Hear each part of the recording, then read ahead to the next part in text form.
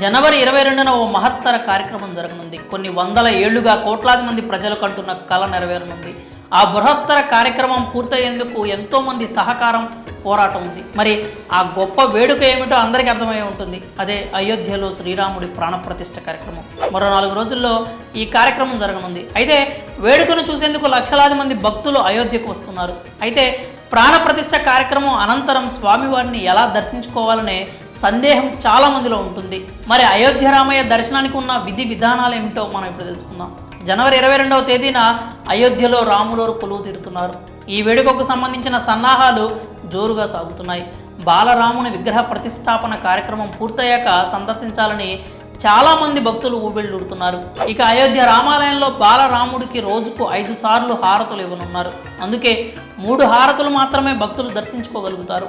ఇక రామయ్యకు ఇవ్వనున్న హారతులు ఉదయం 6:30 గంటలకు, మధ్యాహ్నం 12 గంటలకు, సాయంత్రం 7:30 గంటలకు నిర్వహిస్తారు. ఇక శ్రీరాముని దర్శనం విషయానికి వస్తే ఉదయం 6 నుంచి 11:30 గంటల వరకు, తిరిగి మధ్యాహ్నం 2 గంటల నుంచి రాత్రి 7 గంటల వరకు దర్శనం చేసుకోవచ్చు.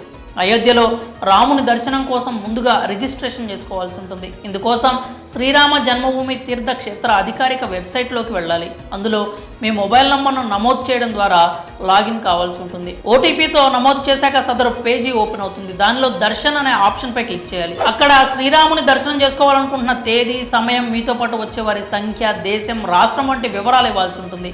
అలాగే ఈ వివరాలతో పాటు మొబైల్ నంబర్, ఫోటోను అప్లోడ్ చేయాలి. ఈ ప్రక్రియ పూర్తయ్యాక దర్శనానికి సంబంధించిన బుకింగ్ పూర్తవుతుంది. అదేవిధంగా శ్రీరాముని హారతలను చూడాలనుకుంటే ఇందుకోసం ప్రత్యేకంగా బుక్ చేసుకోవాల్సి ఉంటుంది. అలాగే ఆఫ్లైన్లో టికెట్లు పొందాలనుకుంటే కూడా ఆలయం సమీపంలోని కౌంటర్ వద్దకు వెళ్ళి ప్రభుత్వం ధృవీకరించిన గుర్తింపు కార్డును చూపించి టికెట్ పొందవచ్చు.